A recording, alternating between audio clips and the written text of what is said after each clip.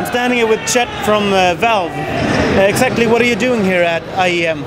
Today we're showing off some CSGO or Counter-Strike Global Offensive to some of the professional 1.6 players and getting some feedback. Yeah. You've invited both Source and 1.6 players to try your new game, the CS Global Offensive. What kind of feedback have you gotten, and how much of it have you embraced? We've actually gotten a lot of feedback, and it's actually really good. So just the feedback we collected on Thursday and Friday, we had one of our engineers back in Seattle work late Friday night. We've incorporated some for the playtest today. And it's about bullet spray patterns, recoil, some elements like that of aiming and hitting. Yeah, someone from Valve told someone that esports wasn't a requirement for this game. Could you elaborate? So it's a weird quote that got taken out of context. We can't force a game to be an esport.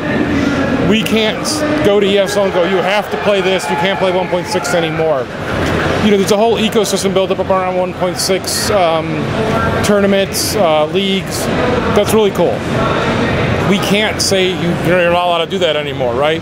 What we can do is create the best possible Counter-Strike we can, and hopefully leagues and teams and competitive people will adopt it. And so that's what we're planning on doing. We'll support its league play, we'll support its tournament play as best we can. We'll do everything we can to help that. But we're not going to just say, you have to do this. So that's what he was trying to say there. Okay, so if I were to tell you that 1.6 has survived, or old Counter-Strike has survived over 10 years because of the esports, would you agree? I think the esports are a factor of it being how it's competitive and skill-based. So that's let it be a good esport. That factor, though, is what's led, I think, to the longevity of people playing online. Because even it's not everyone playing online is looking towards a tournament or looking towards a league. They're just playing because it's a good, clean, competitive, skill-based game. And I think is the most important thing that brought it forward. The product of that is it makes a good esport, and then it gets a little bit more publicity that way. If 1.6 and Source players won't step over to Global Offensive, do you think you will have a hard time finding new people playing it? We don't think that way. What we think about is making the best possible game, soliciting feedback from everybody. It comes down to talking with the pros, talking with the leagues. 1.6 is on a downtrend right now. You're not seeing it on the main screen here at ESL, and they're big supporters. You're not seeing it in a lot of other tournaments. You're not seeing it, the league play is pretty good, online play is pretty good, but it's hard to get new players in, it's hard to get new sponsors in, so they're looking for something new. They want to back something new.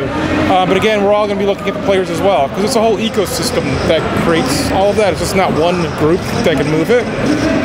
So we're going to make the best game we can. If some 1.6 players don't want to move over because they prefer the nuances of that game, I understand. That's cool. Don't. We're not taking that away from you. This is not a replacement. This is just another new game. We're going to be out there promoting. I think it's the best version of Counter-Strike. I've played all the versions. Give it a shot. The Molotov cocktail is a new addition to the Counter-Strike series. Aren't you afraid that it will be like the Shield when it came with 1.6, that it got banned from everywhere? Well, so first, when we're talking about this, you're acting like these are finished things that are going to be in the game. We don't know.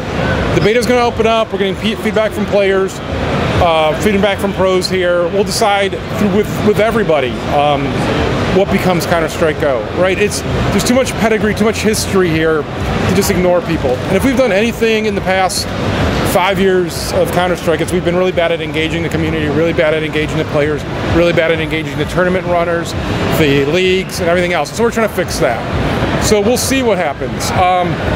Actually, when we had the guys up in Seattle, we were surprised of how it did affect them at all. They didn't see the negative in it. They saw it as kind of what it is. It's a smoke bomb that also stops movement. So, there's a lot of things here you watch in tournaments where they're just chucking things right in the beginning of the match. It's not so much to hurt or kill anybody, but it's to slow players down. It's the same kind of usage you'll see there. And we'll see. We'll adapt it and we'll change it based on feedback. You said that Global Offensive wasn't a replacement for 1.6, but you've also talked a little bit about Counter-Strike 2, that it's not Counter-Strike 2. Right. Could you describe what Counter-Strike 2 is to you? We have no idea. Are you planning on making it? That's not how we work at Valve. At Valve, we're iterative, and we start with really long-term goals. and so we can measure our success. But it's not like we're saying like, oh man, it's gonna be this and this and this, and we're gonna have it. Like we start small and we grow from there. The team that's making CS:GO is probably the team that would make Counter-Strike 2. We're working on CS:GO. And now I say that, and now I'm thinking now someone's going to say, oh, see, they are working on CS2. No, we're not. We're working on Counter-Strike Global Offensive. Whatever, if down the road sometime there's a CS2, I don't know what that's going to be. We don't know what that's going to be. That's not how we work.